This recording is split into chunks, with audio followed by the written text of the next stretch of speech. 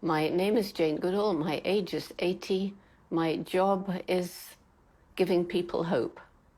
I learned from my mother so much, the importance, I think, of support. Because when I was a child, my mother supported all my crazy love of animals. When I wanted to go off to Africa, aged 10, and everybody laughed at me, she supported me. And she simply said, which I took to heart and repeat again and again, that if you really want something, you have to be prepared to work very hard, take advantage of opportunity, and above all, never give up. In my life right now, I'm 80. There is so much left to do.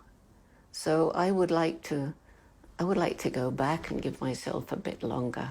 But as it is, I don't know how long I have to live, but certain it is that every year takes me closer to the end, whenever that end is. And so there's this feeling of desperation. There's so many places I want to go. There's so many people I want to talk to. There's so many hearts I want to reach. And I'm just me, and I try and use this electronic stuff, and it does work to a certain extent, but it's not the same as being there and sensing a person and trying to get in here where it seems impossible to do. Education is not the sort of education that we think about when children go to school. I think education is learning from experience. I think we continue to be educated throughout life. And I think every day brings its own kind of education, and we can learn from it. If we keep our eyes open, our ears open, and think of every day as an adventure, then each day will give us a lesson. I have many kinds of happiness. I'm completely happy when I'm alone in nature. I love to be alone in nature. It makes me very happy. I'm really happy when I sit around with friends in the evening, particularly around a campfire, and we can tell stories and drink a bit of red wine.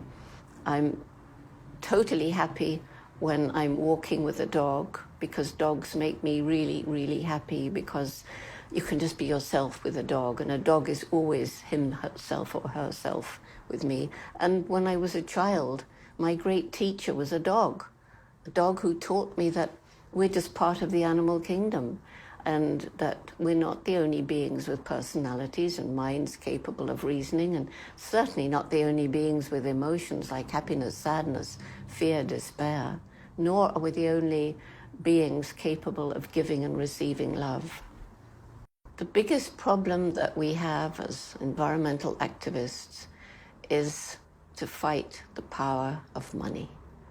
Because there's absolutely no question there are people in government who truly agree. When I talk with them, they agree that this mine shouldn't go ahead, or that dam shouldn't be built, or Monsanto shouldn't be allowed to test its seeds here. But when this, it's corruption really, but the might of money, the corporations that hold governments in their hands because of lobbying power and so forth, it's really frightening. If I'm allowed to change a few things, if I just have this magic power, I would like to, without causing any pain or suffering, reduce the number of people on the planet, because there's too many of us. It's a planet of finite resources, and we're using them up. And that's going to mean so much suffering in the future.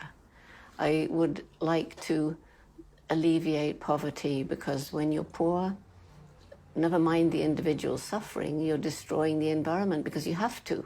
You have to cut down the last trees to try and grow a bit of food to feed yourself and your family, or to make some charcoal. Or you have to buy the cheapest food, even if that did cause horrendous suffering to animals or child slave labor somewhere else. So alleviate poverty.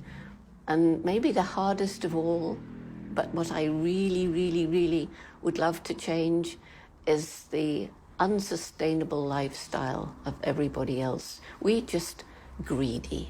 And I always think of Mahatma Gandhi saying, this planet can provide for human need, but not for human greed. And that is so right.